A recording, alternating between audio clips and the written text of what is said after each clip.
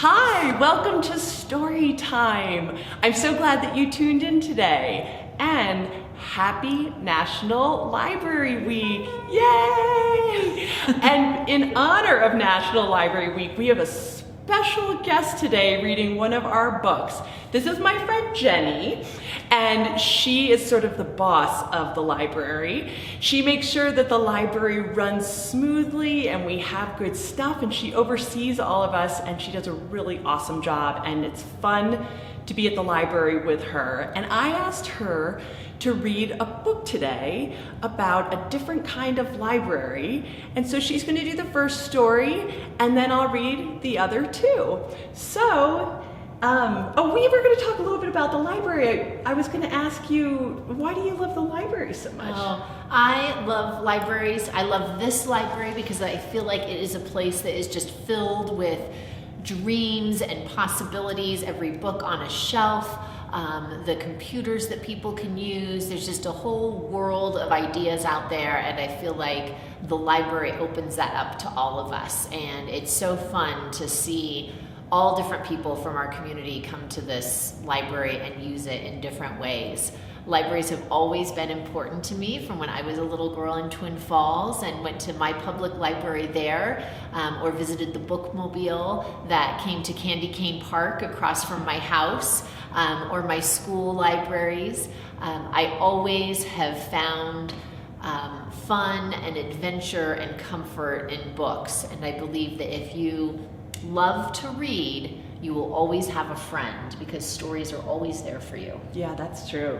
So, do you have a favorite book that you remember from when you were little? Oh, there are so many books that I can remember vividly reading when I was a little girl. A few that come to mind include The Boxcar Children. I loved those books. I loved Charlotte's Web. I just read Charlotte's Web again recently, and it was even better, even better now. Is that possible? I know. I loved Where the Wild Things Are. There were a lot of beautiful picture books that I remember looking at over and over again. Yeah, it's fun. Books are awesome. Well, good. Well, what are you reading for us today? I'm so excited about this book. It's called Waiting for the Biblioburro, and I'm excited about this book because, as I just said, there was a bookmobile that was important to me when I was a little girl, and then the library, we run a bookmobile called Bloom that goes to Cary and Bellevue and Haley and Ketchum, visiting neighborhoods to help kids check out books during the summer months. This is a story that takes place in another country, in Colombia, in South America, about a very special kind of bookmobile. So, Waiting for the Biblioburro by Monica Brown with illustrations by John Parra. All right, take it away. That sounds good.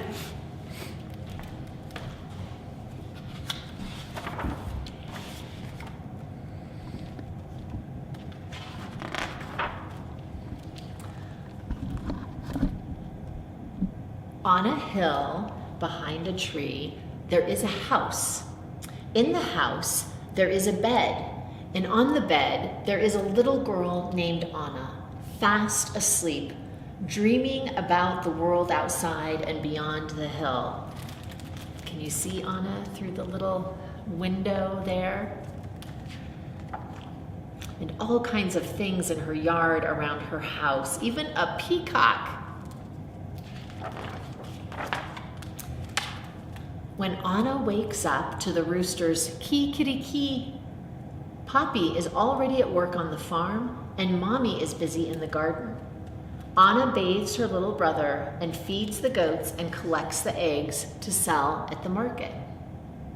After breakfast, Anna and her mother walk down the hill. Anna closes her eyes against the sun and wishes she was back in the cool of the house with her libro, her book. You can see the fields and the goat and even these little pollitos, these little chicks running around the yard. Anna has read her book, her only book, so many times she knows it by heart. The book was a gift from her teacher for working so hard on her reading and writing. But last fall, her teacher moved far away, and now there is no one to teach Anna and the other children in her village. So Anna sits and she remembers her teacher as she looks at her book. And you can see there's a little bumblebee and a ladybug. I'm wondering if any of you have spotted a ladybug yet. I've been looking for them as the weather warms up. So at night, on her bed in the house on the hill, Anna makes up her own cuentos and tells the stories to her little brother to help him fall asleep. She tells him stories about make-believe creatures that live in the forest and the mountains and the sea. She wishes for new stories to read, but with her teacher with the books has gone. So you can see this fantastic world that she imagines and tells stories about to her little brother. One morning, Anna wakes up to the sounds of tuck-a-tuck, clip-clop, and a loud ee-aw, ee-aw. When Anna looks down the hill below her house, she sees a man with a sign that reads, Biblioburro. With the man, there are 2 burros. What are they carrying? Libros, books. Anna runs down the hill to the man with the sign and the burros and the books. Other children run to him too, skipping down hills and stomping through the fields. Can you imagine? Who are you? Who are they? The children ask. The man says, I am a librarian, a bibliotecario, and these are my burros, Alpha and Beto. Welcome to the Biblioburro, my biblioteca. But senor, Anna says, I thought libraries were only in big cities and buildings. Not this one, says the librarian. This is a moving library. Then he spreads out his books and invites the children to join him under a tree.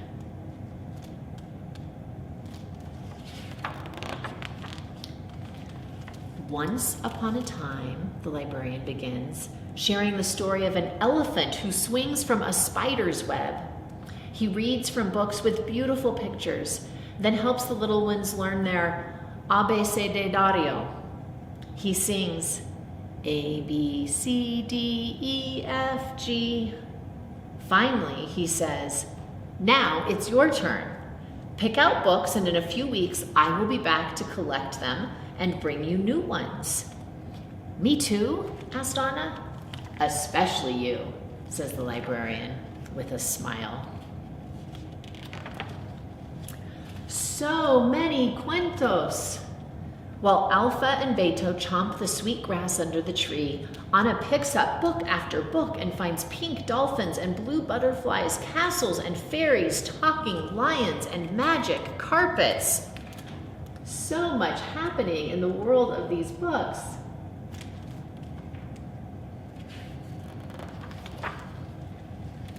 Someone should write a story about your burros, Anna tells the librarian, rubbing Alpha's nose and feeding more grass to Beto. Why don't you? He asks. Then he packs up the books and is off. Enjoy, he calls to the children. I will be back. Anna runs up the hill to her house, hugging the books to her chest. She can't wait to share her books with her brother, and that night she reads until she can't keep her eyes open any longer.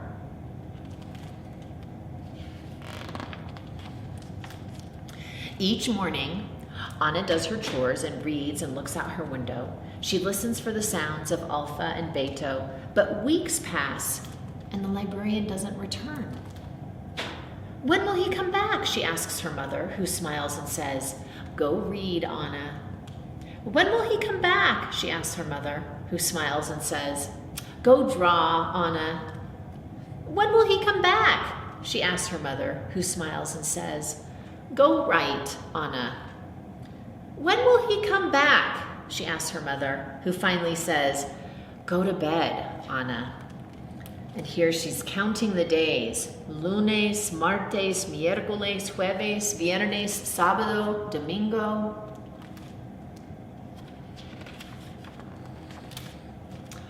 one night, Anna dreams she is flying over her country on a butterfly's back. In her dream, she crosses mountains and oceans and rivers and jungles, bringing stories everywhere she goes. Stories fly from her mouth and fingers like magic, falling into the hands of the children waiting below. When Anna wakes up, she misses Alpha and Beta and the Biblioburro's books. She remembers that the librarian told her that she could write a book, and so, with paper and string and colored pencils, she does. Can you imagine books being delivered by butterfly?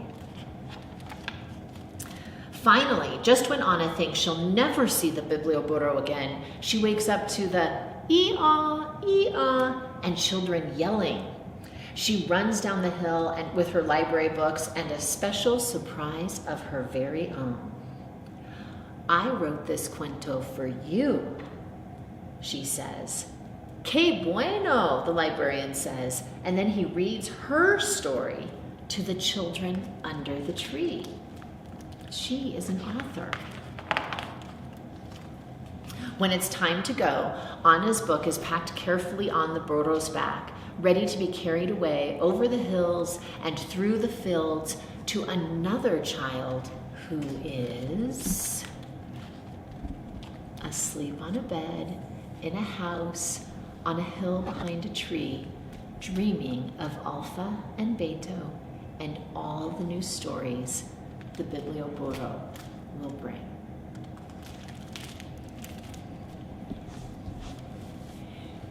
Jenny, thank you. Oh, thank you, Lee. I love that book. I just imagine that Biblioburro coming into town and Wouldn't that be awesome? I know, I love it. It's a lot like our Bloom truck. It is. Yes. It is. So watch for the Bloom truck coming through your neighborhoods this summer. Yeah, when school lets out is when it starts going around. So that'll be something to look forward to. It was so fun being in the audience because I usually read the book. So thanks for reading me a story. Oh, well, it was my pleasure. I think story time is one of the best parts of the library. Well, gosh, thanks. I wanted to give you a little present for reading to us today, and I wanted to show everybody. So this is a kit. You can come, it's a bookmark for you. Oh, I love it. And you can come in and get a kit and make one for yourself. So that's for your books Oh, to keep thank in place. you so much. I love the sparkly hearts and the words on the hearts, and I always have multiple books that I'm reading at a time, so this will get tucked into one right away. Well, I'm so glad. Thank you again for coming. Thank you, Lee. Bye, And I'll everybody. see you in a minute when I read the next books.